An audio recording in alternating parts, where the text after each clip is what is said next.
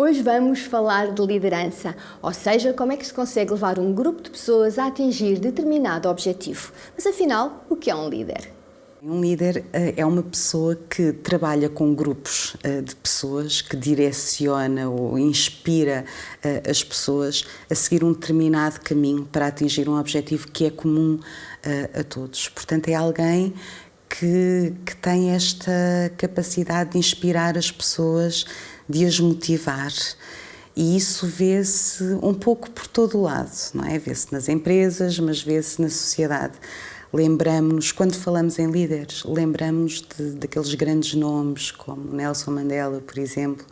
Foram pessoas que transformaram a sociedade, transformaram quase o mundo e daí ficaram na história. Muitas vezes diz que um líder é aquele que ocupa a cadeira do poder e não é verdade. Em todas as hierarquias podem existir líderes. Outra ideia errada é dizer-se que um líder é aquele que tem seguidores.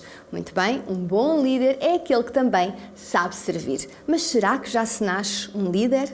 A questão do líder nato é uma ideia muito antiga, já vem da Grécia Antiga. Dizia-se que os grandes homens não nasciam, que não se faziam, nasciam-se, mas isso é um conceito que está ultrapassado hoje em dia. De facto, as características para facilitar o processo de liderança podem e devem ser trabalhadas através da formação, mas não é suficiente. Os primeiros estudos sobre a liderança focaram-se precisamente nas características do líder, mas chegou-se à conclusão que não há um padrão absoluto, um padrão universal e que possa garantir à partida que uma pessoa que tenha esta e aquela característica vai conseguir liderar um determinado grupo. Entretanto, as investigações começaram-se a focar mais nos comportamentos dos líderes e apareceram conceitos como estilos de liderança, estilos mais democráticos, mais autocráticos, mais participativos. A formação comportamental tem como objetivo precisamente desenvolver essas características e essas competências. Para além dessa aprendizagem, dessa formação, importa também perceber, conhecer o processo de liderança, saber como analisar o grupo e há modelos teóricos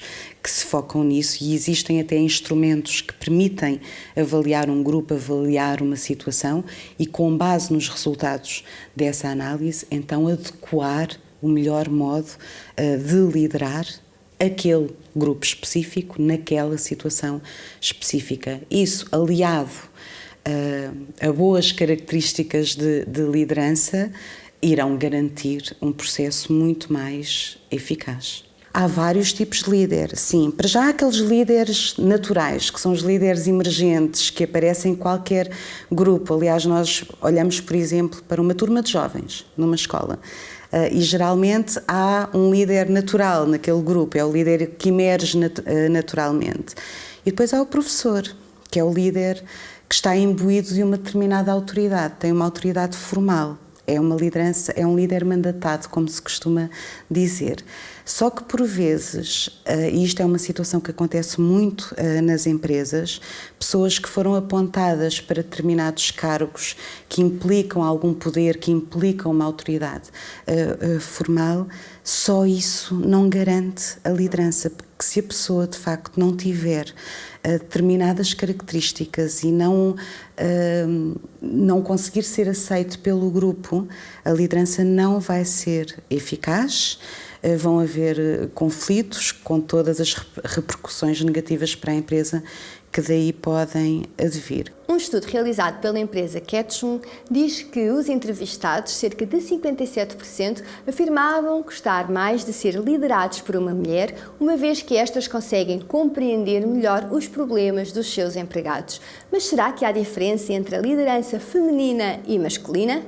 Bom, uma diferença a nível interpessoal haverá. O líder tem que saber, antes de mais, criar empatia com as pessoas. Isso significa não apenas compreender as pessoas, colocar-se no lugar delas, mas estar muito sensível às necessidades das pessoas. E aí pode haver diferenças entre os homens e as mulheres, e o líder tem de ser sensível a elas e estar atento. É fundamental a pessoa que vai liderar um grupo ter competências interpessoais, a nível do relacionamento interpessoal. A liderança é um conceito que se foca mais no comportamento, não tanto nos conhecimentos técnicos, mas na forma como a pessoa se relaciona com os outros, consegue motivá-los, consegue inspirá-los até para seguirem um determinado caminho e atingirem um determinado objetivo que será comum a todos.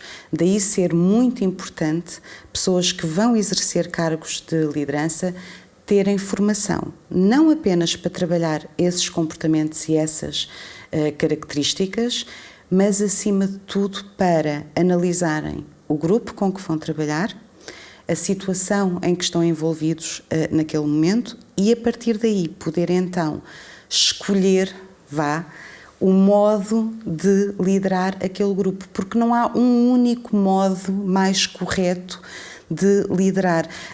Na verdade, as últimas investigações têm focado mais esta questão.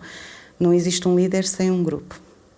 E também não existe um grupo se não houver objetivos comuns a todos. Portanto, o processo de liderança tem 3 variáveis: o líder, os liderados, não é? o grupo e a própria situação.